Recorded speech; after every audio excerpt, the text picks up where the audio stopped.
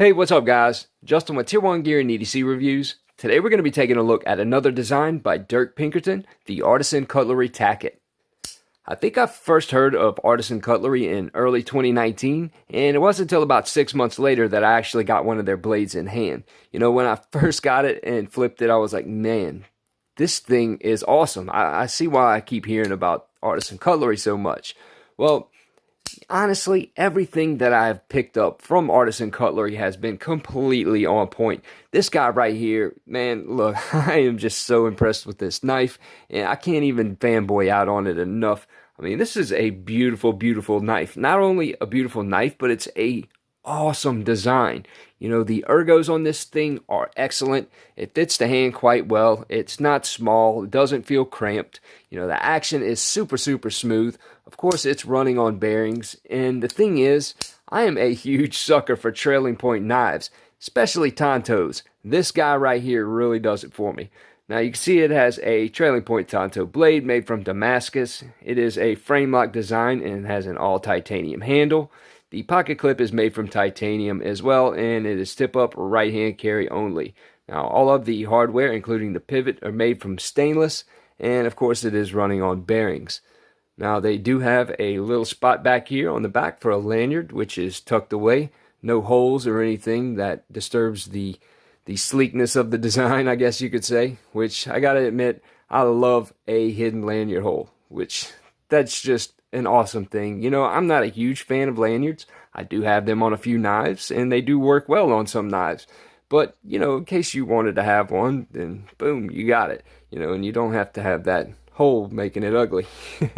But anyway, you can see it has this milled out jimping right here inside the handle, which you cannot see from the outside, but you can feel it, and it feels great. Like, your finger literally locks into there. And they also have it right here on the spine, which is a little bit wider, but yeah, your fingers line up perfectly on this, and your thumb just kind of sinks in there and grips on. You know, locks in quite well.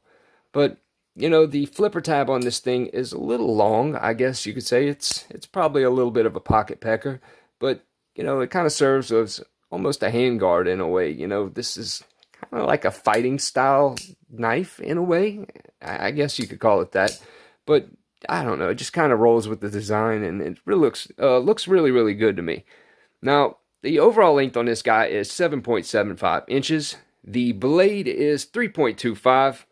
The cutting edge is 3.625 with the width of 0.13. So it has a, you know, pretty thick blade stock. I mean, this is a beefy little knife, even though it has a somewhat thin profile. Now, the handle length is 4.25. The width is 1 inch, and the thickness is 0.43. So it's pretty much like a bug out. Maybe a little bit less, I think. Now, the weight on this bad boy is... I should have this thing ready. 3.985. So under 4 ounces, you know, for an all titanium knife, that is not a bad weight at all.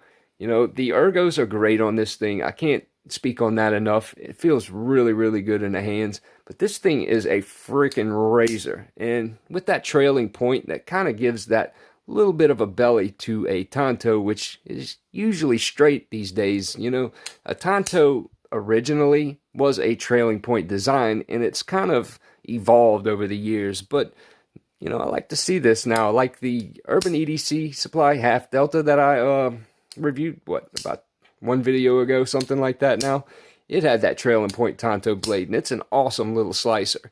But anyway, I will compare it first to the Artisan Cutlery Gavco design, Great White, which is an awesome knife. We'll be reviewing that soon.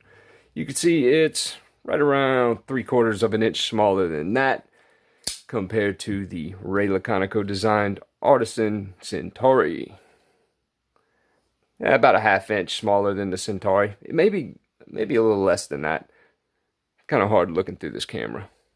But anyway, throw in a couple more familiar knives. Compared to the Para 2, about a 1/2 inch smaller than the Para 2. And compared to the ZT-0450, actually it's about a 1/4 of an inch longer than the ZT-0450. Anyway, Definitely go check out Artisan Cutlery. They have some great stuff if you haven't already, of course. Check me out on Instagram for much, much more. Stay safe. See you guys on the next one.